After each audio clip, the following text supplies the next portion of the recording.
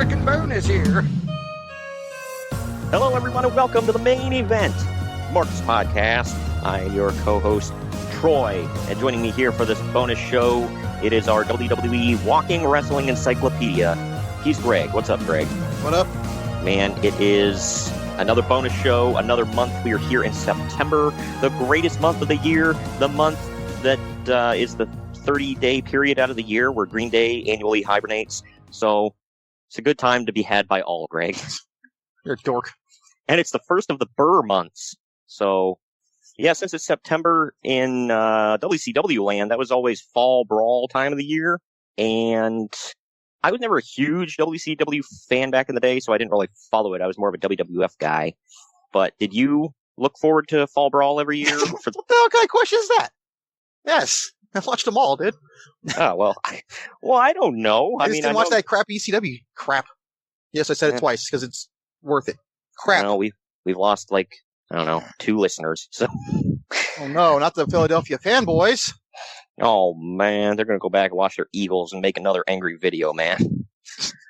This is one of my favorite events to go back and watch. I want to, like, put a goal in mind where I actually want to go back and watch them all. And I absolutely love the War Games matches. I love the variations of War Games matches, like the Lethal Lockdowns in TNA. And I've even went back and watched bits and pieces of the, whatever they call the War Chamber or whatever in MLW. So I've never seen that. I've seen bits and pieces. I don't think I've watched a full match of it, but it's it's not bad. I love War Games. I love NXT's War Games, obviously. You and I were there for the last War Games they had, and I'm looking forward to Blood and Guts and the match beyond whenever they decide to do that in AEW. So whenever that happens to be. So stupid to me, I'm sorry. What, Blood and Guts or the match beyond? So Blood and Guts, so stupid. Blood and Guts is just going to be the name of the show itself, I think, like one of those special episodes of Dynamite, Blood and Guts. But you know what it is. Promoted as ECW, so I don't have to watch it. I like that. Well, you know what it is, right, Greg? Why they named it that? Yeah, it's pathetic. It's more of them not being able to keep WWE out of their mouths, but that's another story for another time. Well, hey, they were responding to an interview, so, I mean, I don't know. But the thing is, Blood and Guts was also said by Vince McMahon about, I think, basically every promotion that was not his in the past, like, 20 years or 30 years, I should say. So it's not like they're the first one to get that treatment. It's a good old Cody.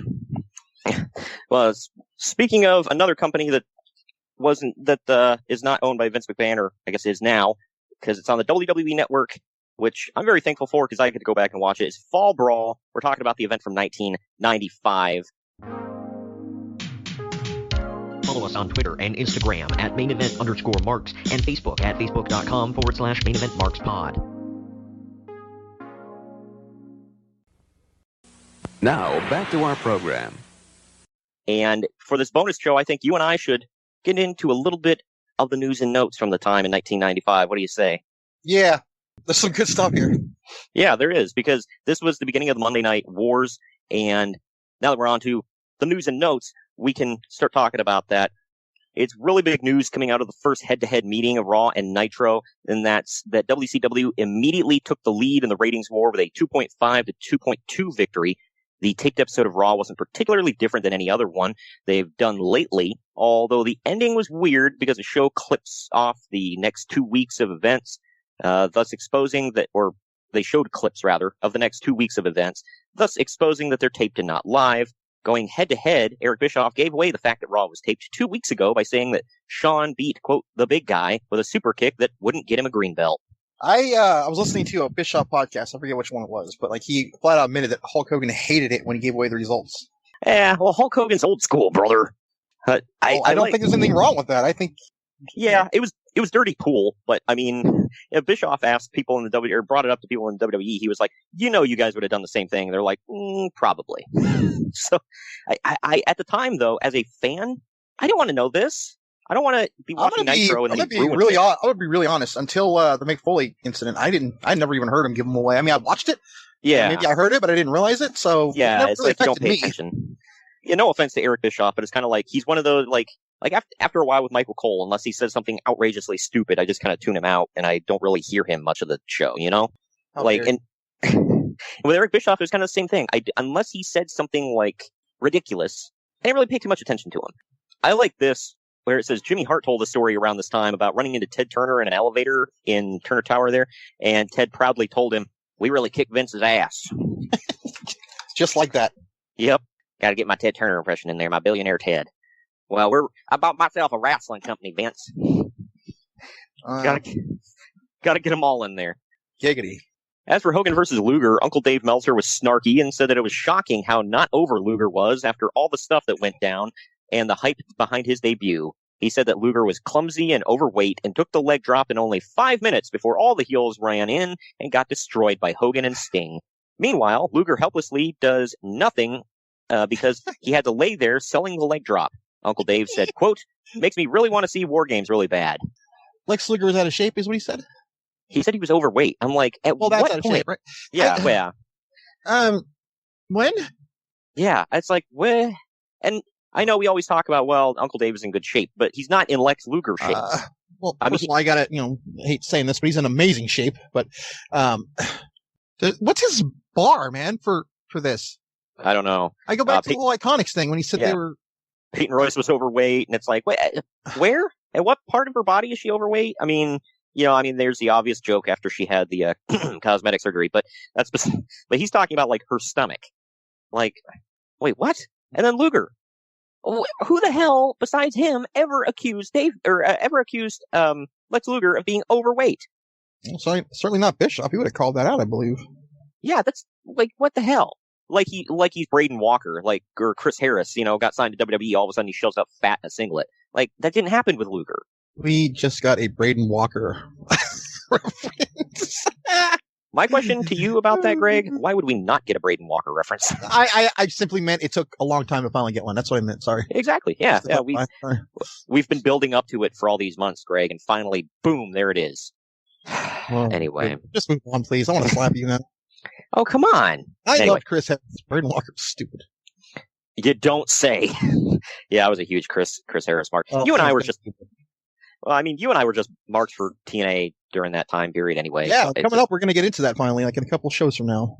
Yes. I'm excited to go back and... I'm stoked about that.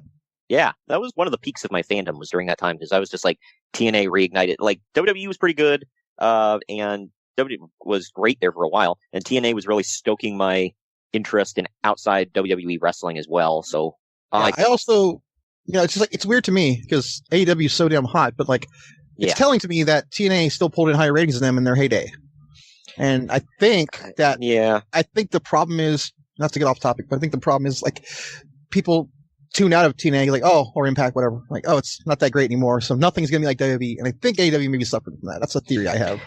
I think that some of it, I also think, if you look at ratings across the board, people like, Jim Cornette and others try to, wrestling's not as popular as it used to be. And it's like, that's not it at all. What it is people aren't watching TV in the traditional ways anymore. That too. And Bischoff also said in one of his podcasts that the ratings mean jack, the numbers mean jack, because they're so different than what you see. Yeah. So I'm like, that's when I stopped caring. Not that I ever really cared, but now I'm like, I don't care what they pull in.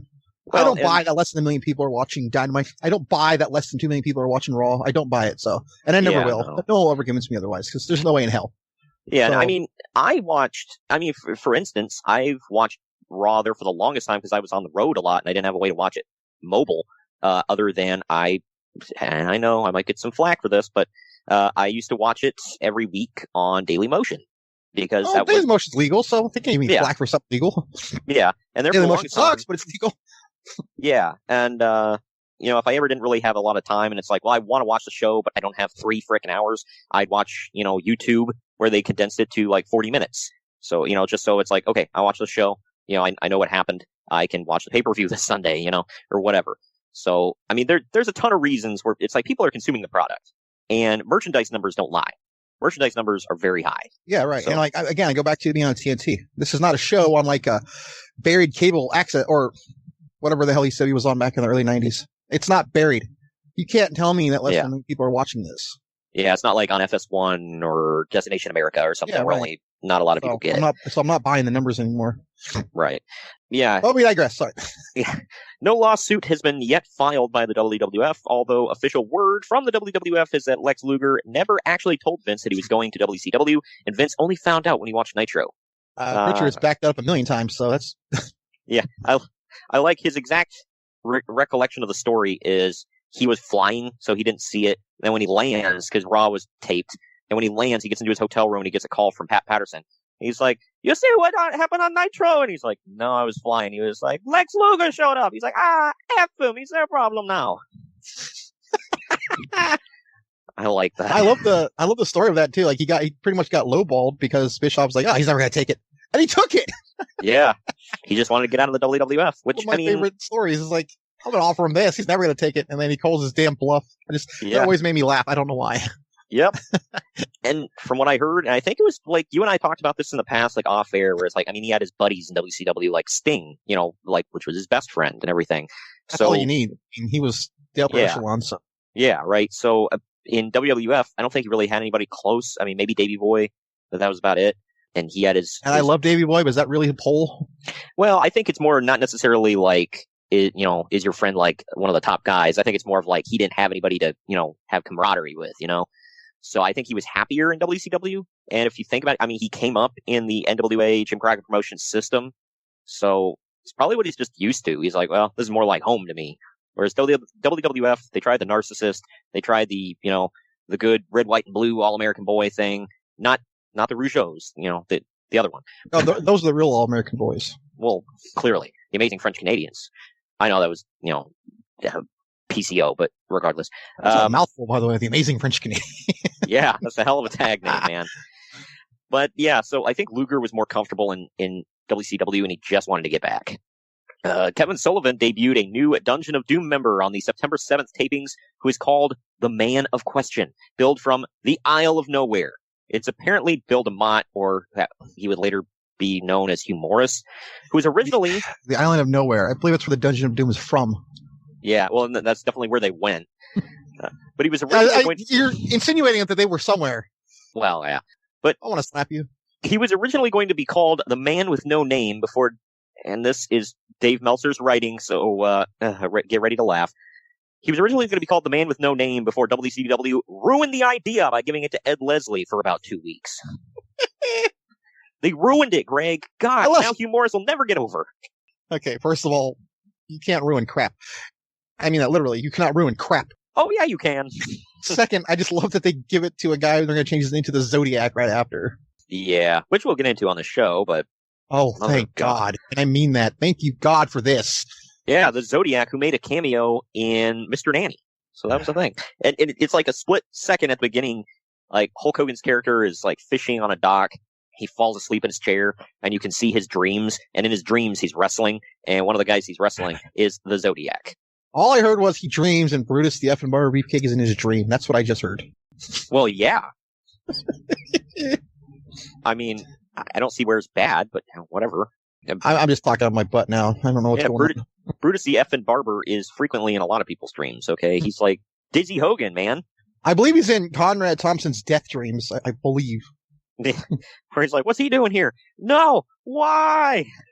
Anyway, Vader and Steve Austin were both let go from WCW around this time. I don't know about you, but it shocks me about which one of these went on to be a megastar and which one kind of flopped. What's funny about that whole thing with Austin is WCW literally gave WWE the gun that killed him. It was not loaded yet. Yeah. It was not loaded yet, but they put the bullets in and pulled the trigger. That just makes me laugh so hard every time I think about it. Yeah, and they didn't yet give the gun to Brian Pillman. That would come later. Was that was 97? Yeah. 96? Yes, 97. Okay. Wait, was it 97? Yeah, definitely 97. Because 96, he had the feud. 96, he was nothing in the middle of it, and then he feuded with Bret Hart at the end, so it had to be 97. You and I are going to have to review Pillman's Got a Gun, that episode. Like, we have to. Future episode, man. Why the hell not? Yep. It's in the bag now. About the Vader thing, though, to stay on that for a second, he's even in the build-up package on the show. They said he went MIA. Did you catch that in the build-up package? Yep. Oh, yeah, I've got notes about it. Yep. Yeah. Okay, we'll probably get into it, but Oh, yeah. I actually, I'm not gonna say salivate, but like, oh man, I really would have loved to see that team instead of Luger, but Vader with Hogan and Savage and Sting. I will say the Luger team built up for some good stuff in the future. No, it did. So, looking at what could have been. Right. Like Vader as a babyface, by the way, was going to be weird, but I bought right in when I was a kid, man. I was excited to see it. And then that happened. Of course, I'm not like hip to what's going on when I'm like, how old was I? 11? So I'm like, what the hell's going on? And then all of a sudden he's at the Royal Rumble a couple months later. And he's squashing Gorilla Monsoon. Yeah. That's a prelude to what we're going to be getting into in a couple of weeks with Austin McMahon. I mean, think about it. He's the first guy to attack someone on air, I believe, or a person of authority. A fake authority figure. I believe he was the first. No, if it's not I think it is the first because it's before Bischoff, it's before McMahon, and those are the only ones I can think of that really. Yeah, I don't think like anyone else. I don't think like Gagne or Cowboy Bill or any of those guys. I mean, Cowboy Bill had some physicality, but I don't think it was of the same level. Yeah, but everyone knew he was like a wrestler, and he kind of got to do it himself. Like, yeah, this was a little different. I feel like Monsoon probably had any physicality since the late 70s, maybe early 80s. So it was a while. Well, you want to talk about handing WWF, I mean, WCW didn't do this, but they kind of did by not signing him. You want to talk about handing the WWF a gun to kill you with, man. The WWF this month has signed Tony Norris. To those of you that don't know who this is, Ahmed Johnson. Big T. Yes, who we just talked about, Cowboy Bill Watts, he wanted to call him Buck Johnson, according to Jim Ross. See, I don't believe any of that, because I don't think Bill wanted to sign another black wrestler, but. Oh my gosh. No, Am I wrong? Well, no, he, according to Jim, he was always trying to relive the heyday of when Junkyard Dog was like treated like a god in his territory. So he was always looking for another black guy to replace him with. And Jim was like, it doesn't have to be a black guy. I mean, cool if it is, but if it's not, it can just be a good wrestler. But nope, if anybody goes back and watches like old, what was it, Mid-South or whatever, and UWF and all that stuff, he was always just bringing in like a big black guy to be the next big black star. I think that brings up the Dusty Rhodes story where he's like, well, I need another top black baby face. And Dusty Rhodes allegedly said, I'll be a top black baby face, baby. I mean, Dusty appealed to various demographics. So here you go, man. Jesse Ventura's lawsuit against the WWF for unpaid royalties made it through the U.S. Court of Appeals, and the WWF has lost the case once and for all. Ventura was awarded $809,000 because Titan lied about wrestlers not receiving royalties for tapes without their names on them. With interest and legal fees, Titan will be on the hook for about $1.2 million when it's all said and done, which I realize is dropping the bucket to Vince McMahon. But, did you pay attention to any of this when it happened? I know you were young. You said you were, 11? Not even got a hint of it. Nope. Did you hear about it, like, later on? Yeah, when I started, like, looking at stuff in the past, but... Yeah. Honestly, I mean, he's such an idiot. Everyone said that he's always for himself. Like, whatever is best for Jesse is what they did. So, I don't give a damn about him, honestly. Well, we covered it, and if everybody goes back, listens to, it was Heatwave 1999 we talked about kind of the build up to SummerSlam 1999 in the news and the notes section, and Uncle Dave has some fun picking at Jesse about, well, he said all these things about Titan and WWF in the past, but now that he's got a working relationship with them, all of a sudden it's, oh, well, I didn't mean that. What I really meant you took it out of context. Yeah, it was, look, I love Vince McMahon now that he's paying me a lot of money. Well, in his defense, I would love someone who's paying me a lot of money too, no matter what they did to me, so... Yeah, within reason, but yeah, I agree. Here you go, man. In Memphis, Bill Dundee got pulled from shows after Wolfie D said that he wanted a cut of the PG-13 merchandise, and Dundee pulled a knife on him. Man, that was probably a huge cut, too. Like, what, $14, $15? Right? Well, you might be, don't get crazy here. It's probably like $5. Well, you gotta account for drunk purchases. I'm wondering you have to be drunk to watch PG-13, by the way. So. Gosh. Well, I'm wondering if Wolfie D, like, if it was like, because if you don't know, Bill Dundee is Australian, so maybe it's like a lack of, something lost in translation there, where Wolfie D said he wanted a cut, so Bill Dundee pulled out his knife. No? I don't know what to do with that. And what would have been funny to the story is if he... What would have been even funnier about the story is if he pulled out that knife on Wolfie D, and Wolfie goes, "That's not a knife, this is a knife." Do you remember that episode of The Simpsons when they went to Australia?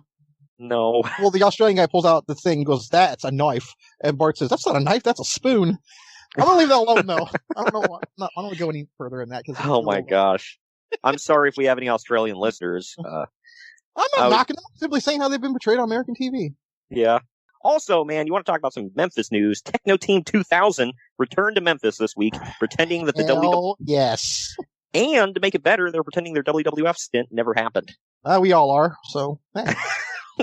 Of all... I mean, not that it's great, but if they're still going with the name and the gimmick, why would they be like, no, we were never on a nationwide platform on the WWF? No, we've always been here in Memphis. Like, what? Talk about the best time to bury WB and say they ruined us, and then they don't. As much crap as I talk about AEW and stuff like that, this would have been a perfect opportunity, and they didn't. Yep. Just what the hell? I mean, we talked about it on a previous episode with the fake Razor Ramon showing up, and he was like, he threw out the outfit, and he was like, no, I'm Rick Titan now. I'm not, fake Razor Ramon. It's like, at least they tried. But, gosh, you're still going with Techno Team 2000? Like, do you think that can get over in Memphis more than it can in the WWF? You know what? Don't answer that. I'm going to say, I just want to say it's Eric Watts, so what do you expect? No, Greg, it's Troy. Real name? Oh, I'm sure you're proud of that. Yeah, Eric effing Watts. And he was a legend in his own brain because of his idiot father. I don't want to sound like one of those fanboys, but seriously, like, from everything I've heard, his father built him up, made him think he was amazing. That's what Bischoff said. To be fair, Bischoff was saying that he was a super nice guy, and it wasn't his fault. No, I have no doubt. Everybody, nobody on the planet blames Eric. They always go, they're like, Bill pushed him too hard. Poor Eric. And from all accounts, he wasn't bad. He was just never... I'm not gonna say he's bad. I mean, would I go out of my way to watch an Eric Watts match? No, but that doesn't mean he's bad. No, but you'd go out of your way to watch a Techno Team 2000 match. Well, yeah, there's only like 4 of them, man. You gotta search. Yeah. I will. In your house, too. They're some of the Lumberjacks. Their only pay-per-view appearance. Go check it out. Hell yeah. Well, Eric Watts is the innovator of the STF, man. God, STFU. Shut up. Well, hey, he gave Arn Anderson an STF in a gas station parking lot, man. It doesn't get much more badass than that. I don't think you understood. When I said STFU, I was speaking to you. Move on. No, I understood. Last story. Rey Mysterio Jr. and Psychosis both debuted in ECW against one another on the September 16th show. Also, they've added some new Dudleys to the family, including a fat guy named Chubby Dudley. This was the other fat guy, not Bubba Ray. And that wasn't Joel Gertner, was it? No, he was Studley Dudley.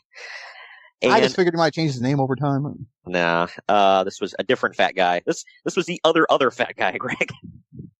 And they've also added a guy doing a Native American gimmick called Dances with Dudley. Now, that one I've seen the clips of on the documentary, yeah. Yeah, that's not offensive at all. Tell me he came out wearing a Washington Redskins jersey. I think he wore tie-dye like the rest of them, but that would have been great. I might have popped for that one. Yeah, the Rey Mysterio and Psychosis match was actually, really good. It's one of the better matches to ever come out of ECW. Obviously, they did other work in WCW, but... How low is that bar, dude? Yeah. Moving on. That's like saying, hey, man, my dog took a good crap today. Well, I mean, something to be proud of. Shoot for the stars, Greg. Gosh. Wow. Dang it, Greg. Anyway. Move on. Follow us on Twitter and Instagram at @MainEvent_Marks and Facebook at Facebook.com/MainEventMarksPod. Now, back to our program. I guess it's time for us to get into the actual show here at hand, man. It is WCW Fall Brawl 1995 War Games. The tagline was Let the Games Begin. It took place September 17th, 1995 from the Asheville Civic Center in Asheville, North Carolina. They had a sellout of 6,600 people, which is kind of sad, but... that was one of my first things I was going to say. Well, go ahead. I'll cut you off. Well, the buy rate was 0.48, which is actually pretty low, and it was trending down, which Meltzer pointed out might not be a good sign considering Hulk Hogan was on the show. And if anybody goes back to watch this, he was not on every pay-per-view during this era. And also watch this show. I think he's only on it for about 10 minutes, give or take. Yeah, I mean, yeah, I think he's like, right at the end, and that's it. Yep. On the attendance thing, though, I want to say the first thing they do when they pan over is you can see that it's a really small arena. Yeah. Like, sometimes it can be deceiving of how, like, it looks big, but it's really small. This one, I didn't get that deception at all. It just quite $1 for every time. Right. Sorry, anyway. You could just tell. You could just tell, though. I mean, it was, yeah. Yeah. It was I think the problem, venue. I think my immediate thought of why it looked small as it was is because excuse me, I don't know why I'm stuttering here. The seats didn't go up very high. Like, there were no nosebleeds, I feel like. They were all pretty low. Like, there was a balcony that was really low. So that kind of gives away how small it is when they don't do that. Because if you look at, like, old shows from the Cow Palace, it looks pretty large. But I can tell you personally, it's small as hell. But, like, when they pull back, it looks huge. Yeah. This was like a TV arena. I would never have put a pay-per-view in here, especially with Hulk Hogan. And they sold out. But if you remember, I mean, first of all, Ric Flair's on the card, and it's in the Carolinas, so no matter what. Yeah, it's going to sell out. Obviously, Hulk Hogan, but, like, Flair in the Carolinas, come on. Yeah. Oh, of course. Also, marquee match, I might add. Yeah, I'm not, to anybody out there, I'm not trying to discount Ric Flair being on the card. I'm really not. But this was supposed to be, Hogan was still relatively hot at this time as a babyface. We're about 1 year away from a little more than 1 year or less. Yeah, 10 months-ish away from him turning heel. He came out of a black and white box and he's a heel. He's over. No. Anyway, but yeah, so Red became black and white. They get it right. Oh gosh, excuse me.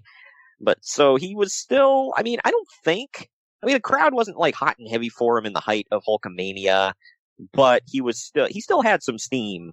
He wasn't like, who cares about Hulk Hogan? Gosh, it's 1994 or 95, excuse me. Like, he still had some steam. It was getting around this time where I think Bischoff was like, all right, the wheels might start to fall off here soon. You might want to think about, turning heel. And Hogan pulled that line of, brother, you wouldn't understand unless you walked a mile in my red and yellow boots. And then he kicked him out of his house. Wow. Bischoff shared that story, and he's never lied on Hogan before, so I assume that's how it went. He said he stroked his Fu Manchu, dropped that line on him, and then politely kicked him out of his house. Doesn't work for me, brother. Turning heel, making tons of money, doesn't work for me, brother. But, so the beginning of the show, something that didn't work for me. The show opens with footage of Hulk Hogan pulling up to some child actors on his motorcycle, getting off. He gets off to sign some autographs and hang out with them and such, and all of a sudden, the Giant used a monster truck to run over Hulk Hogan's motorcycle. So, and then Hogan, beats on the side of the monster truck, like, how dare you, and whatever. There are many things why this is goofy and stupid and blah, blah, blah, but seriously, the Giant did all that with children nearby. So, to me, that makes him even more of a heel, because he almost, he could have killed them kids. But this is also a prelude to an amazing moment that's coming up the next month. Oh, yeah. That. But this was, the Giant was in full-on FTK mode. F them kids. But after all this, Bobby Heenan tells everybody that the Giant says that he's really sorry. He's sorry that Hogan wasn't on that bike when he ran it over. This was stupid. And it starts the show off on a bad note. It does get better. I swear to God, it gets better. But that's just when that opened the show, I immediately put my head in my hands and went, do I have to watch the rest of this? But thank God this next match happened, and you'll laugh about, because I say that with one of the guys who's in it. It's Flyin Brian versus Johnny B. Bad. The winner gets a shot at the WCW US Heavyweight title. The match went just shy of a half an hour, which I know what you're thinking, because it's the same thing I was thinking. Johnny B. Bad is in a match that goes just shy of half an hour to open the show. I'm done. But it was really good. I liked it. I might go you one better and say it was fantastic. Yes. I loved it. I just loved everything about it.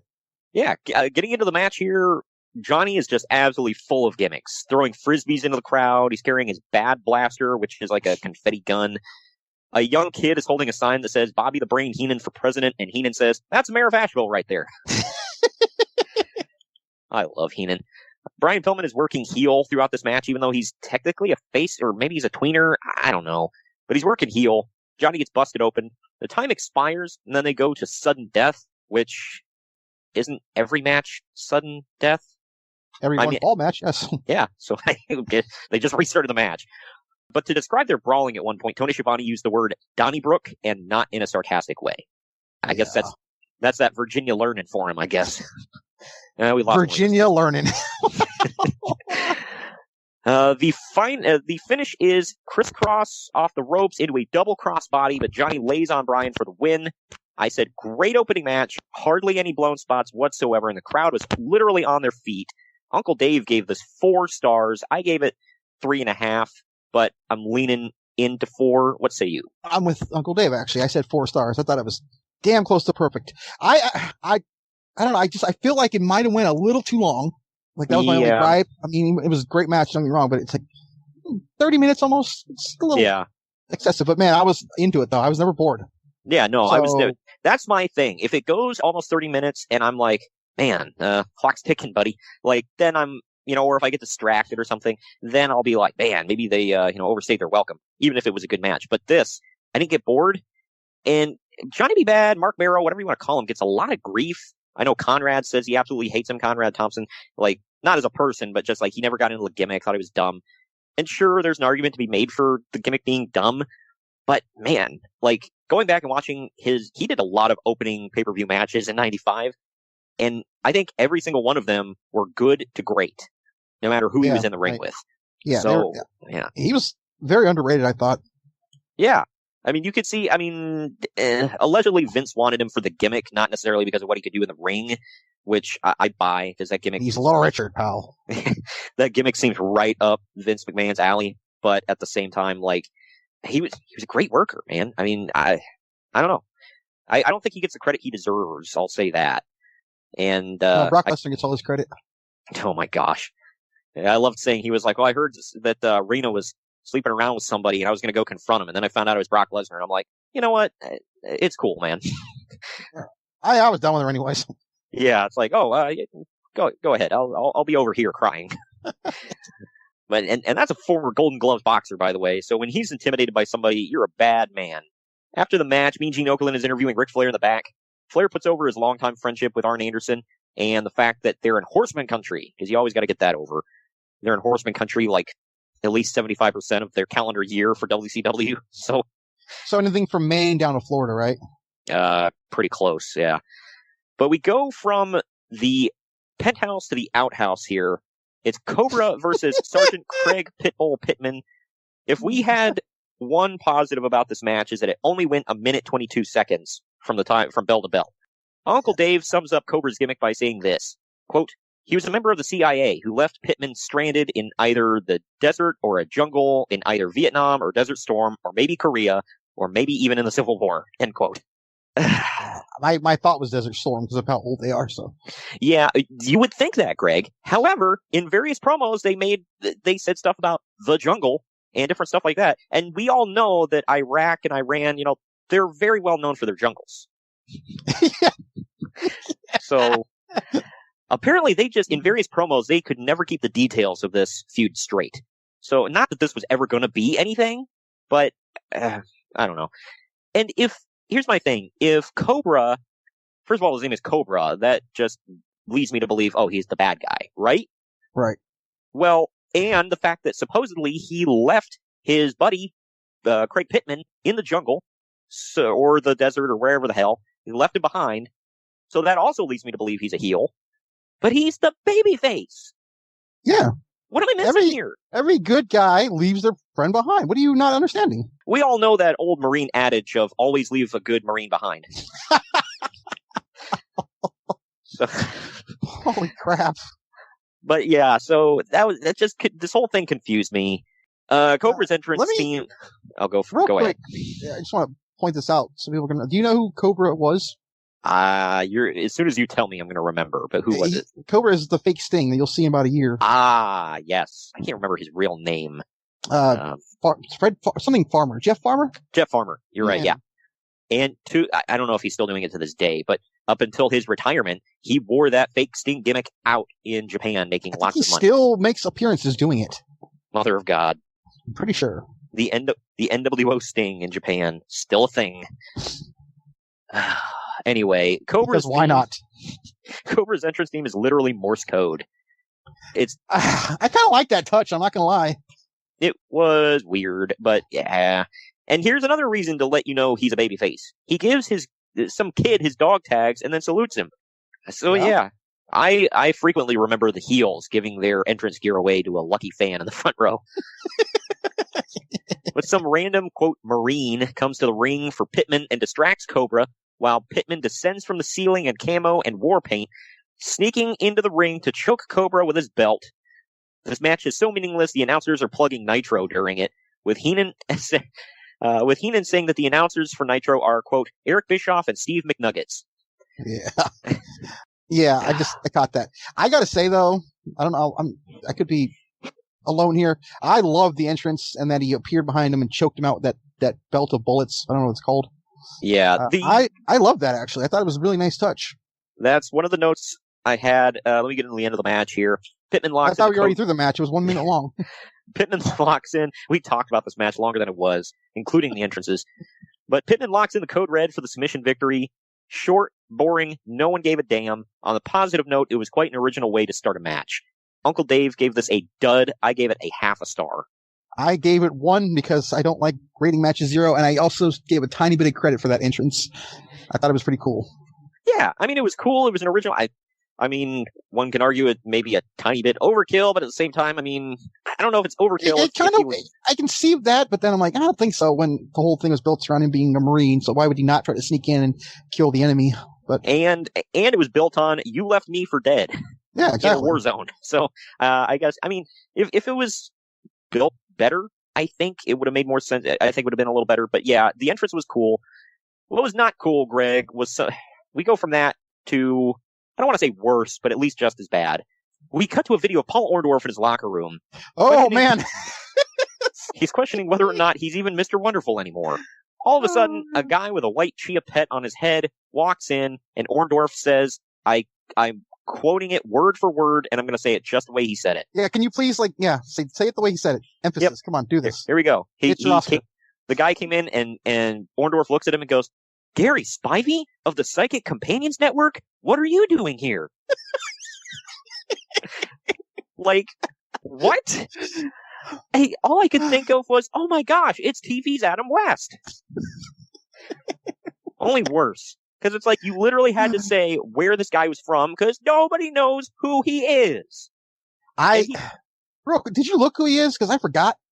Is he a real... I'm just trying to figure out if he's a real thing or he's a wrestler playing this. No, he's a real thing. I did look him up in the past because I was like, is this guy for real or did they come up with this thing? No, that's real, and he claims that is his real hair, which I am not buying. Nope, not buying it. But after I wrote down what he said, I said because people actually talk that way. Gary claims that he had a vision and had to come see Paul. Okay, so you randomly had a vision of Paul Orndorff. You found out where his locker room was and somehow managed to get inside. And then Paul's first reaction wasn't, who the hell are you? Get the hell out of here. Like, what? Just none of this makes sense. What am I smoking? What are they smoking? Who are you? What is life? But it goes on. Orndorff claims that he used to be, quote, the highest rated wrestler in the entire world. By whom? And he said he was the guy that works with Hulk Hogan is what he was. Well, and he said he, quote, had so many belts, I couldn't carry them all. Like, did he mean actual belts? I don't remember him ever having a title. Yeah, like, I think he meant actual belts and that he has a shopping problem.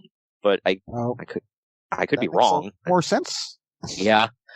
Gary told Orndorff to look in the mirror, and Paul says, and he says, what do you see? And he says, I see Mr. Wonderful. And then Paul starts kissing his own arms and repeatedly saying, I am Mr. Wonderful. And then Gary Spivey, like, creepily slinks away through the door while Paul continues to kiss his reflection in the mirror because he needs some alone time. Oh, good Lord. Well, am I wrong here? No. Well, after all that, Greg, we need a palate cleanser of crap to slightly less crappy, but still really bad crap.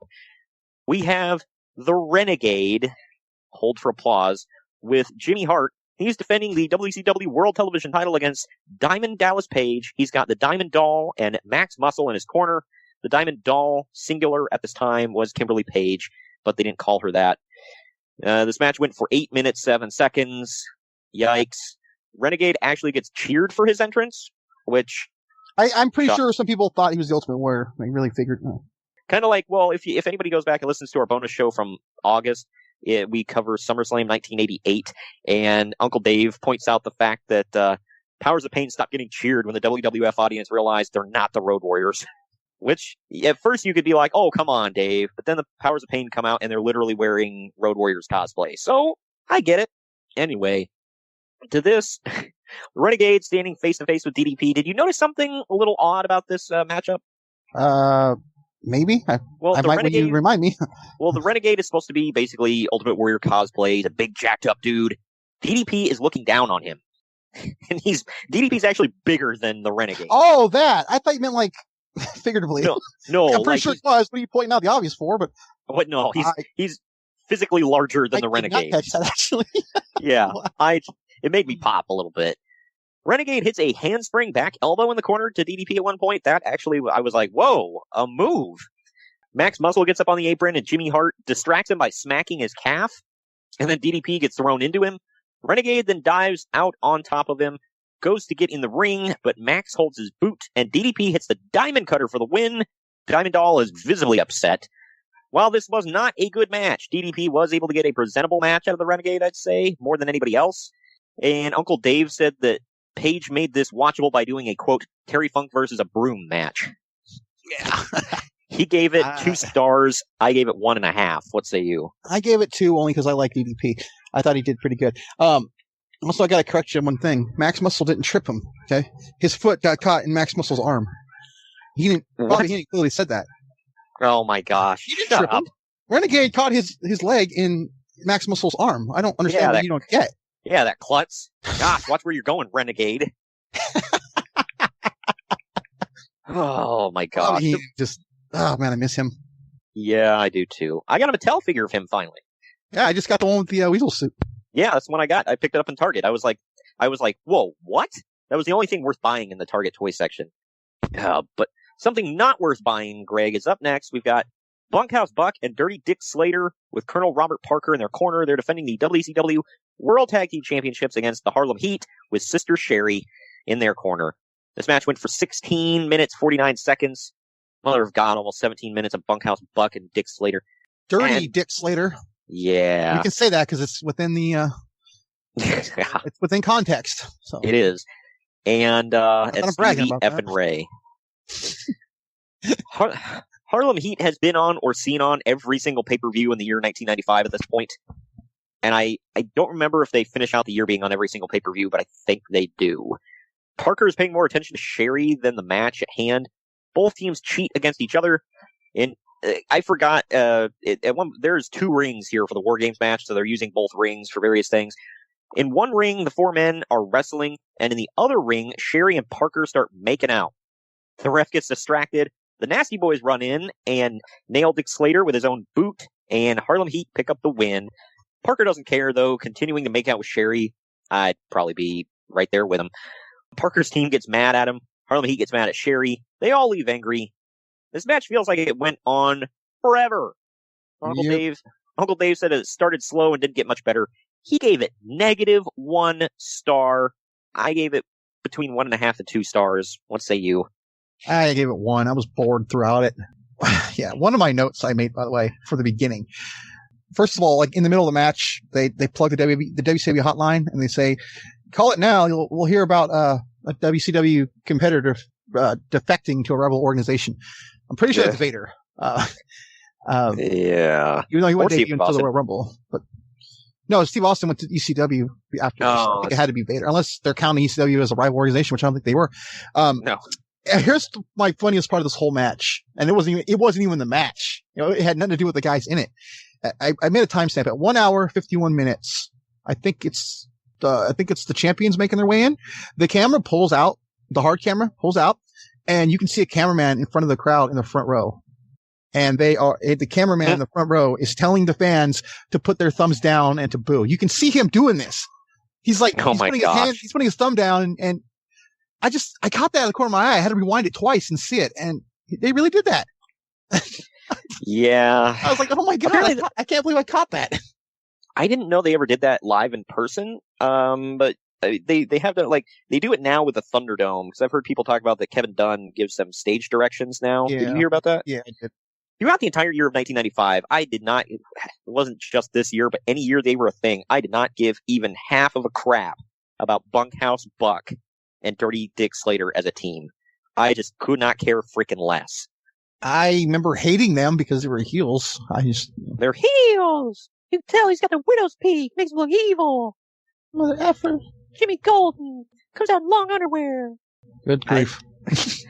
He was just, I could not give a crap less, and he made me think, especially when you've got Dick Slater, who, like, whatever. Dirty Dick. Can you please get it right? No. We can say that on the show and get away with it because it was in the context. So please use it. Yeah. But we've got Slater, which was, he was I guess he did good things back in, the territories and Mid-South and whatever, and he was kind of a big deal. I remember from NWA days, and I remember hating him, so. Yeah, so, I mean, that's fine, whatever. I just could not give a crap about Jimmy Golden, Bunkhouse Buck, whatever the hell you want to call him. But you're teaming this guy who looks like an old prospector, teaming him up with freaking Dick Slater, who looks like an old cowboy that you would see sitting on a bar stool. And then their manager looks like Colonel Sanders. And it makes me think old school Southern wrestling. Yeah. And supposedly, Bischoff wanted to get away from old school Southern wrestling. And he's got this team. Look, we can edit this off if you want to, but do you remember what Colonel Rob Parker did with the Harlem Heat? Yes, when he was managing them, he brought them out on chains. Now here they are fighting him. Yep. This was. I had to imagine that. Yeah, they probably want to throw some live rounds. I mean, I know it wasn't his idea, but still. Don't get me wrong, I'm not pointing what they did. It's just the context. No. Like, wow, how did they not beat the hell out of him for doing that? Well, even how did they agree to do that? They must have really needed that job, man. Because they were promised something huge if they did it. So even then, and apparently Ole Anderson was booking at the time, and I say that because I remember them talking about it on the round table on. What was WWE 24/7? I think all those are all those on the network now? No, none of them are. That's a shame. Oh, I thought they were. Well, anyway, Michael Hayes was talking about it. And even back then, when they did it, he said, we all saw it on the monitors. We looked at each other with a shocked look. We were like, holy smoking dope. Like, what the hell? So, yeah, that was... it's funny. Had this been Cowboy Bill Watts, this would be a whole different conversation. Yeah, well, Ole Anderson's of course he did that. Yeah. Well, Ole's just stupid. I don't think he's racist. He might be a little racist. I don't know. But he's just stupid. But we go to the back now. Mean Gene Okerlund is not in the back. He's on the stage. He's interviewing Bunkhouse Buck, Dirty Dick Slater, and Colonel Robert Parker. Buck runs down Parker for losing his concentration. Parker says that he loves Sherry and that he'll get his team another title match before long. This was another gimmick that I didn't care for at all. After the commentators put over Halloween Havoc and the War Games, is to the back with more Mean Gene Okerlund. This time he's with Arn Anderson. Gene throws it to a video package showing the issues between Anderson and Flair, and then they cut back to Anderson. He puts over his relationship with Flair really well, and I thought this was one of his better promos ever. Before we touch on that, man, that video package was amazing. I thought it was great. So well done. I couldn't say it enough, and the promo he did was great too. Anderson is one of those forgotten great Mike guys, and it's because he wasn't real. And he was standing next to a bunch of great, Mike artists, if you want to call them that, and freaking Ric Flair. Ric Flair was screaming, yelling, showing off his Rolex watches, throwing shoes, elbow dropping inanimate objects, whereas Anderson was more serious and whatever. But man, you go back and watch some of his old promos, he was great. Yeah, I mean, the problem is he was behind Flair and Tully. Right, yeah. And Tully is, I watched AEW. We'll just say the other night. Man, he's not the same. His promos are terrible, so. Really? I think he's lost it, but. I think he's still, he's not what he once was, but I think he's still pretty decent, at least for, as far as his role. I liked what he did. I like him in the role, and when he talks to his guys, when he's cutting a promo on TV, it's bad. That makes sense. I feel like he can speak and coach his guys really well. I like that. Just stay away from things. Yeah, I feel like that too. Yeah. But he can still talk. Don't get me wrong. I'm not saying he's garbage. It's just, he's not what he used to be as a promo, but perfect as a manager or coach or call him, or an advocate, whatever the hell they call him. I think he's a coach. He did really well. I thought that with that, again, not to get off subject here, but yeah, I thought he did really well with that, where they had, the rock and roll there with FTR and him and Arn standing there. I thought the promo he cut on Arn was pretty good. I think I forgot about it all once the attack went down. Yeah. Couple weeks spoiler. Sorry if you haven't seen it yet. Yeah. Well, he said something to Arn, and then he puts his finger in the Nightmare Family logo on his like sweater vest, and he's like, I don't understand this right here, and I've never understood this. And it was just, felt real. Obviously it wasn't, but I mean, when you can feel real in a world of make believe, it's pretty good. And I like feeling like it's still real to me, damn it. I don't know, but up next, man, is Arn Anderson versus Ric Flair. This went for 22 minutes and 37 seconds. The camera shows a bunch of wrestlers in the crowd coming out to see this match. WCW did this trope a lot, where when it was an important match, all the wrestlers came out in the crowd to watch, as if they don't have a monitor in the back. Well, this I think was warranted. Yes, I mean this definitely was. Also, if you look at who they had, other than like, I guess Rob Parker and Big Bubba, they're all the young guys. Yeah. So the American Males and Brian Pillman. I think Eddie Guerrero, Alex Wright. Yeah. So, I mean, I thought that was pretty cool that it wasn't just like everybody. It was like the young guys. Yeah, it was a nice touch. I feel like Bubba was so out of place, but the rest I could buy.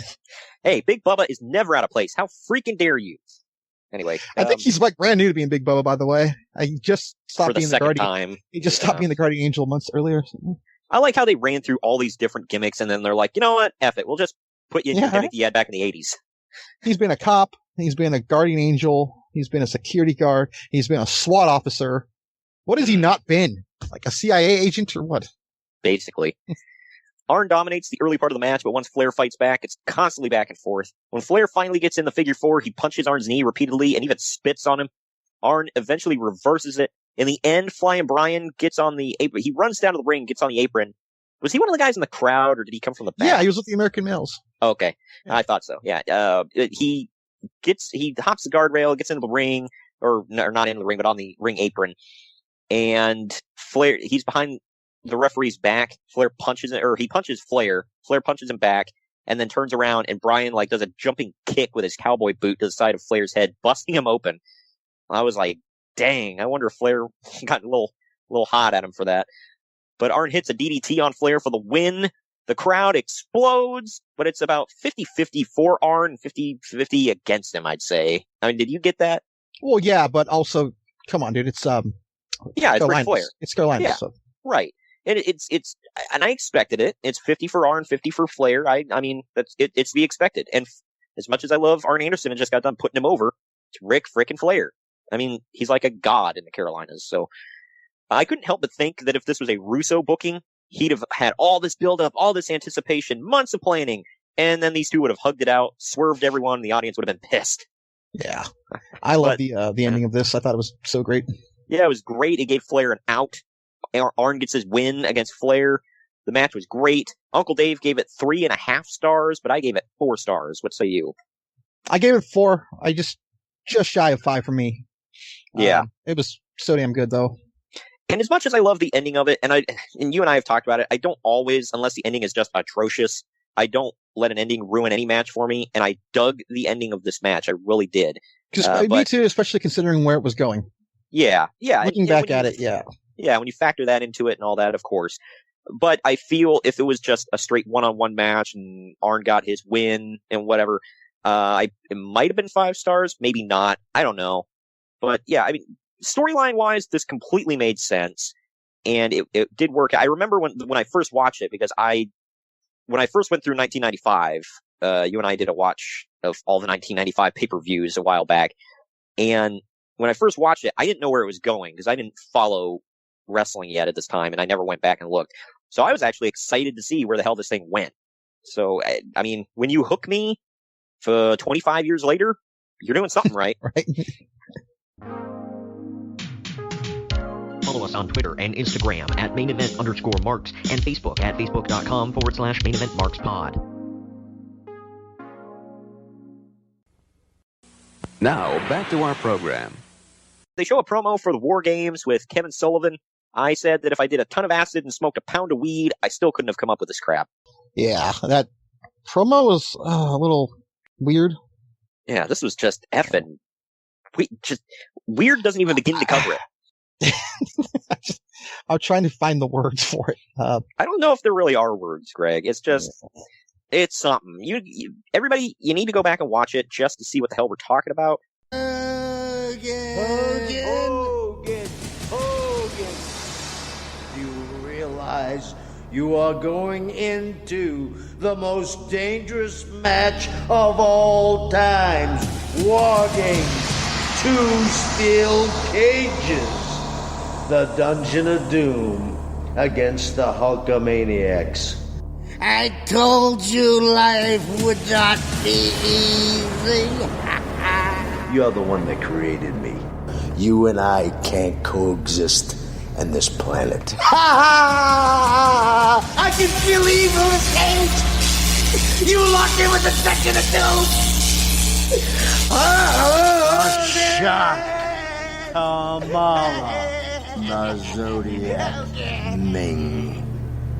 All 8 of us at the same time. The scarf on your head will start to smoke and boil. Soon your hearing will go. The master himself will drive the wagons with all the Hulkamaniac carcasses laying on it. The Dungeon of Doom brought you these posies, but they expired. We love you not. We actually hate your guts. We hate you. You know what's gonna happen to the immortal Hulk Hogan? You're gonna get buried. You're gonna get buried. My heart goes out to you. Yeah, I feel like he's talking like in Gothic tongues or something. Yeah, like demonic tongues to the and it's not even just the audio and what he's saying, but also just how like the psychedelic crap and the effects going on and whatever. They did this a lot with the Dungeon of Doom, and it was like it rode the fine line between cool and fitting and what the F are you doing? I mean, at least to me, it did that. But they then show a normal promo for Hogan's team, and they say that Vader, quote, went AWOL. So Sting voted for Lex Luger to be a part of the team because they're best buds. However, they don't know if he can be trusted. Because keep in mind, he's new to the WCW at the time, and he just had a feud with Hulk Hogan, or had a match against him on Nitro that we covered in the news. So all this is going on at the time. The story of the match, as far as from the babyface side, is can we trust Luger? So that's going on. But backstage, we have one more thing. It's the promos, man. Mean Gene Okerlund is interviewing the painted-up, battle-ready Hulkamaniacs. I dug the way they looked. I mean, I did too. It was pretty old school. I made a note too. Like, this is funny. Within a half a year's time, this is not the first time that Luger, Sting, and Savage be face painted going to war, but this time against Hogan. Right, yeah. Well, and this one, Sting actually, he didn't wear his traditional style face paint. He wore like complete camo face paint, like he was actually going to war. It was pretty cool looking. Yeah, it was. Hulk Hogan says that they just drank a couple gallons of Agent Orange. That's not What advisable. the hell is that? Agent Orange is a herbicide, and I can't pronounce that word. Either way, it's a chemical, one of the tactical use rainbow herbicides. It was widely known by use of the U.S. military as part of the chemical warfare program, Operation Ranch Hand, during the Vietnam War. So, yeah. So, according to Hulk Hogan, you said a mouthful. Yeah. According to Hulk Hogan, they drink a ton of that. That's why I said that's not advisable. He then said that this makes them impervious to pain. This makes me question if Hogan knows how Agent Orange works. Macho Man says that they're a united front. Sting says that he doesn't want to talk. He just wants to go to war. And I noticed this was a trend a lot for Sting during this time period. Did you notice that? Now I do. He cut a lot of promos during this time period where he's like, I don't have anything to say, Gene. I just want to go out and kick some butt. Woo! Like, he just did that a lot. Or he would stumble over his words and end up saying, I don't have anything to say. Woo! The Luger's, this makes me think Sting was not a good promo back in the day. Luger says, speaking in the ring, clearly. Yeah, that is true. But Luger says that his camo is on and he's completely with the team. Hogan says that he looked Luger in the eye and he could tell he's, quote, American made from head to toe, end quote.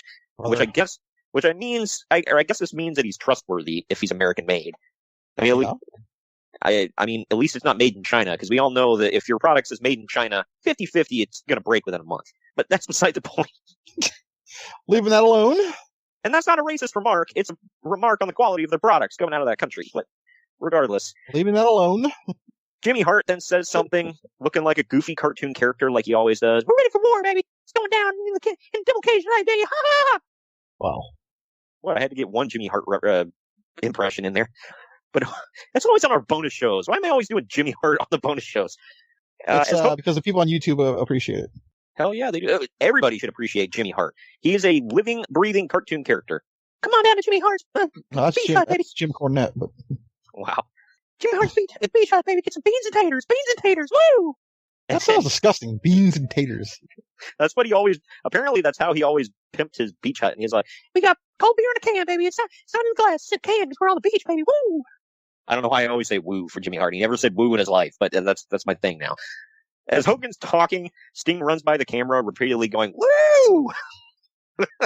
Yeah. This was great. He's firing him up, dude. Yeah. I just love, like, Hogan's talking. Sting just walks by every so often. Woo! Mean Gene calls Zodiac the Zodiac Man. I don't know if that was his nickname or if Gene just gave up and didn't give a damn what he was called. But we're finally here, man. The main event. It's the Hulkamaniacs. The team is Hulk Hogan, Sting, Macho Man, and Lex Luger. They have Jimmy Hart in their corner. They're taking on the Dungeon of Doom, which is represented by, hold on to your ass for this one. this first name, and I know he just passed, so I'm sorry, but seriously. Hold on. Let's just put a disclaimer. No one's making fun of the person. Okay, let's get that out there. No, but this is 1995, and this team is represented by, first of all, Kamala, Meng, the Shark, and Zodiac. All of which are former, you've got Kamala, the Ugandan giant. You've got Haku, or King Haku, whatever. You've got Earthquake, and you've got Bruce the effing Barber Beefcake. And if you look at the other side of the ring, you got Hulk Hogan, Macho Man Randy Savage, and Lex Luger. The only non-WWF guy in this match is Sting. I mean, if you want to count the Taskmaster, because he's in the corner. Taskmaster's in the corner of the Dungeon of Doom. The stipulation of this match is if Hogan if the Hulkamaniacs win, Hogan gets like 5 minutes in the cage alone with Taskmaster, which sounds a little creepy. Where it's like, if I win, I get you alone. Oh, nobody said it like that. Creepy ass did. But this match went for 18 minutes 47 seconds. The Shark is being announced as being over 540 pounds, even though Kamala looks much bigger than him at this point. Look, I get the embellishment, but 540, come on now. I don't know. Meng is now announced as Meng, the Face of Terror. All right. For some reason, Macho Man has white tape wrapped around the legs of his pants. I guess it's to hold him on. I don't know. This was a weird look for him. You catch the weirdest stuff. I was like, why did he wrap tape around his legs? It's just weird. To start the match, it's Sting and Shark. Yeah, I know. But at one point, Shark goes... of course it's going to be Shark. The Sting one... because when I think of the Iron Man for the team, Greg, I think John Tenta. Again, not crapping on the person. No. At one point, Shark goes to the other ring, and Sting leaps over both ropes with a clothesline. That was probably the coolest thing of this entire match. Shark was blown up within the first 5 minutes. He just sweating like a hog and just sucking wind. I was like, dang, dude. Sting locks in the Scorpion Deathlock when the Zodiac gets in next. It was cool to see Sting hang off the top of the cage and kick him. That was kind of cool. Just spoiler, Sting did the coolest stuff in the entire match. You don't say. Shark eventually helps Zodiac double team Sting. Sting just gets basically dominated until Macho Man comes in. Kamal is next in for the Dungeon of Doom. Lex Luger is next in and cleans house, but accidentally hits Savage. Sting tries to hold them back from a brawl. Meng is next in for the Dungeon, so that gives him his opening to take out the baby faces. This is the first show of 1995 where Meng actually gets custom tights and full face paint. before here, he was wrestling in a suit. You remember that? I do, yeah. Yeah, so he was looking like the original Big Bubba Rogers. Hogan. We don't need two Big Bubbas, pal. Yeah, Big Bubba and Big Bang. Hogan is the last in, and he powders everybody in the eyes like a true baby face. Because Hogan's a face. Exactly. Back raking, powder in the eyes, baby face. Did we also, before we go on, did we laugh at the fact that the heels won the coin toss again? Yeah, we really need to add this up, Greg. I mean, there's got to be some. They're using rigged coins or something. Yeah, there's got to be some funny business going on here because I remember the Horseman winning every single coin toss, and that can't be right. But either way, it's almost like it's a work, Greg. I just perished the thought. Wow. Later, to show that he's a true babyface, Sting powders someone in the face too. Hogan ends up locking Zodiac in the camel clutch. Yes, Hogan did a camel clutch. I wait for the irony. And Zodiac, baby. But I don't think he broke Brutus's back and made him humble. But Zodiac keeps shouting, yes, no, because that's his gimmick. He apparently can't make it up his mind. Finally, the referee just says, F it, and he calls for the bell. This match was quite literally 4 fit, muscled, tan baby faces taking on 2 in-shape guys and 2 fat, older guys. Didn't you notice that? I mean, no, but I guess I should have. Everybody. Also, I believe everybody on the other team was like legit Hogan's friend. That's what Bischoff said. Yeah. Like, Hogan only wanted to work with his friends. Like, that's different from the Clique. How? Yeah, I know. Yeah, Hogan's group was a lot bigger, obviously. I mean, in a couple of ways. Well, if you look at it, Hogan, Sting, Macho Man, Luger, big, tan, muscle-bound. And Stargate's coming up, dude. Wow. And as much as I crap on Brutus Beefcake, he was always in phenomenal shape and had an impeccable tan. And then you look Kamala, the Shark, big fat, and then Meng was like, he wasn't big fat, but he wasn't like, nobody would ever be like, oh man, he looks like Mr. Universe, No, but they also went to fat to his face, you might kill them, so. Yeah, bite your nose off for real. I said it just wasn't super great. The quote match beyond didn't last very long, about what I expected. The match type saved it, I feel, for me anyway, because I love War Games matches.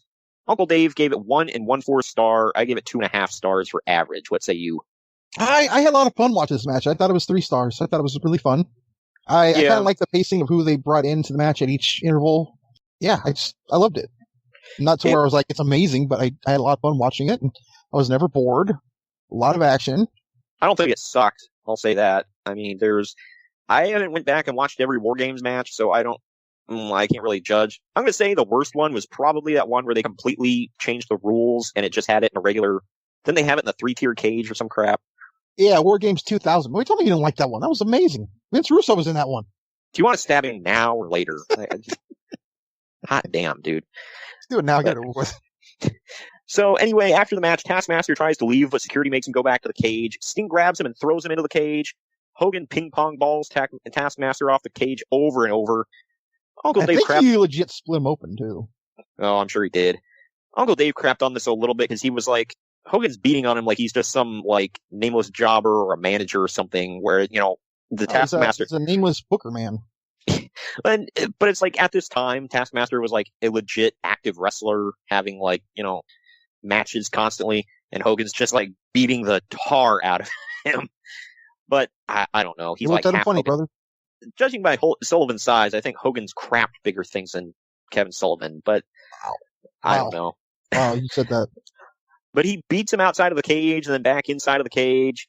Uncle Dave also said this had no heat because nobody cares about Sullivan. I have to agree with him on that one. I never liked Kevin Sullivan. Wow, what the hell? I beat you to it. We might get some hate for that one. It can't be good that we both said that like in stereo. In his defense, I have never watched any of his stuff from Florida. Ever. So I don't know if, I heard he did great stuff down there and had a ton of heat with Purple Haze. I don't know. I never watched it. I don't care about it.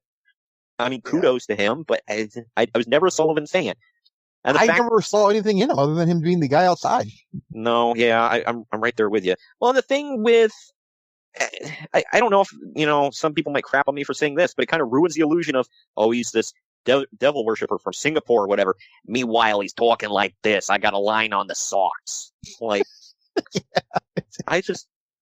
it blew the illusion for me. Don't you know that all Bostonians are devil worshippers, apparently? Finally, the Giant comes out and moves referee Randy Anderson aside so that he can get into the cage. That's kind of funny. I'm sorry. What I heard was, finally, the Giant comes out. Yeah. Well, it puts an end to this, at least. Hogan the way you said that, though, it's like, oh, finally, that's what this whole night's been missing. Well, yeah. It's not quite the dry humping yet, but we'll get to that in a month. Hogan tries fighting off the Giant, but the Giant is not selling for him. Giant chokes him and then, quote, snaps his neck. We literally just talked about Zeus doing this to him on our Saturday Night's Main Event episode. That seems to be the thing. You want to be Hulkamania, you got to snap his neck. Bro, we're going to break his neck, bro. I want to say he's had this done to him a few times, like another time too, but I could be mistaken. I remember. Could think of Zeus, Giant. I'm pretty sure Earthquake did it too. Oh, good lord! But the Hulkamaniacs, Shark, for those of you keeping score. Shut up. The Hulkamaniacs rush the cage again, but the Giant and the Taskmaster take off. They're acting like Hogan is dead, and even Michael Buffer gets on the mic and says that they need some paramedics at ringside. Meanwhile, by the way, Bobby Heenan is losing his crap. Yeah, he's cackling like the Wicked Witch of the West. I've been saying it for years. Hogan's dead. Like, yeah, dude. You're laughing that this guy is literally might be dead or at the very least paralyzed. Oh, man. For God's sake, that's some dark. Like, this took a dark turn, man. Follow us on Twitter and Instagram at @MainEvent_Marks and Facebook at Facebook.com/MainEventMarksPod. Now, back to our program. But to the final ratings here of this event, IMDb gave it 6 out of 10. CageMatch.net gave it 5.42 out of 10. I gave it 6.5 out of 10. What say you? I gave it a solid C+. It was so that'd be a 7 out of 10, probably? Yeah. I mean, the opening match was awesome. Flair and Anderson was a classic. War Games was fun. So, yeah. Everything else on the card was pretty much garbage. There's not enough for me to give it a B, though. Yeah. If War Games had been better, I probably would have said a B, honestly. Yeah. This just, I don't know, man. I think this event was fine. Later on, though, in War Games, I want to say this is like the first one, maybe the second, but they started putting guys in there like, why? Why those guys? I mean, yeah. In 97, I believe was probably the worst one. I had the Horseman, which was good, but then they had Nash, Conan, Six, and Buff Bagwell. Yeah. Because when I think of the NWO, that's who I think about. Besides Nash, taking Nash out of the equation. Yeah. So. No Nash, no Hogan, no Hall. I thought you said Hall was in there. No, sorry. Nash is in it, not Hall. Sorry. Oh, okay. But so it's just a random group, though. Yeah. I might be able to buy X-Pac or Six because that's Nash's buddy. But still, it's not the NWO. But well, you go with 1998, and they've got representing the NWO is Stevie F and Ray. Yeah, that's what I mean. So I believe at this year 95, that's when they started just throwing random guys in the cage. Yeah, well, I believe there wasn't one in 99, so they did have Brawl, no War Games, but well, their defense as far as throwing random people in the cage, they did that a lot back in the day too, because it was just like Dusty's team. No, but I feel like a lot of them had stuff going on. Like I didn't give a damn about the Shark and Kamala and Ming. How dare you? Who's the other one? Mouth. Who's the other one? Oh, Zodiac. Zodiac even less. Well, now you're just getting offensive and stupid, Greg. How can you not? I don't even know who you are anymore. I'm going to go ahead and do it right now. Yeah, you should be ashamed and apologize. Anyway. Lord, forgive me, please. That was our bonus show for September. You wanted to do it. You effing wanted to do this, so I thought it was a fun show. Hey, you know what? If we're going to be if we're keeping scorecards here, the Blackjack Brawl, wait. How dare you? That was a classic. If we're keeping score here, well, I'm still batting higher than you. Maybe not much, but higher. Well, and I mean, not to, bury my point here, but I did get you to watch Born to be Wired. So yeah, exactly. So there you go. That's it. Hey, although classics, man. Blackjack Brawl though takes the cake. Born to be Wired was like WrestleMania 19 compared to this crap. Well, go listen to it. Go listen to it. Oh yeah, by all means, go listen to it. Yeah. No, I mean it's you'll have fun. We laugh a lot. I will say that now. If you haven't listened to Black Deck Brawl, and honestly, it was probably the one I had the most fun making. It was a fun show. Yeah, I did have a lot of fun with it. Now in the archives, and this month coming up, we've got another Fall Brawl. We're going to 1997, the one we were just talking about a little bit. It's WCW Fall Brawl 1997. It's the Horseman versus the NWO in the War Games match to close the show. And if I remember correctly, I think that was an amazing show. Yeah, I've never, I know, blasphemy, but I've never seen it before. That's why I like doing this podcast. I don't care, I mean, obviously I want as many people to listen as humanly possible, but, a few listeners, a lot of listeners, whatever. It gives me incentive to go back and watch some great shows of the past. Like this one. Like I said, the show is closed with 4 Horsemen in the NWO and the War Games. And the reason, here's a match. It was Lex Luger and Diamond Dallas Page versus Scott Hall and Randy Savage in a no DQ tag match. Some of these matches I'm not so hyped about, but I mean, the show opens with Eddie Guerrero versus Chris Jericho for the Cruiserweight title, man. I mean... Yeah, it's damn good. Color me shocked. But yeah, that one's... If you want to open a show hot, right friggin' there, man. And I'm not being facetious. And then we go to the Steiner Brothers versus Harlem Heat. That could go either way. Alex Wright versus Ultimo Dragon for the TV title. I like both of those guys. Jeff Jarrett versus Dean Malenko, I think. I mean, Jarrett has his on nights and his off nights, and more times than not, Dean Malenko is fantastic. So I'm going to say that one's probably great. So, or at least good. I can't remember that specific match off the top of my head, but yes. But then we've got Wrath and Mortis versus the Faces of Fear, Mang and Barbarian. I don't know. I'll save judgment until I watch it. And then we got the Giant versus Scott Morton in 5.5 minutes. That one, that's got WrestleMania main event written all over it, dude. Yeah, sure. But all right, ladies and gents, that does it for this. Thank you for joining us on this bonus show. We love bringing you as much bonus content as humanly possible. We appreciate all you being here with us today. Thank you for joining me today, Greg. Mm-hmm. And we will catch you all on the podcast. It drops every Wednesday. Follow us Twitter and Instagram at @mainevent_marks. And Facebook is facebook.com/maineventmarkspod.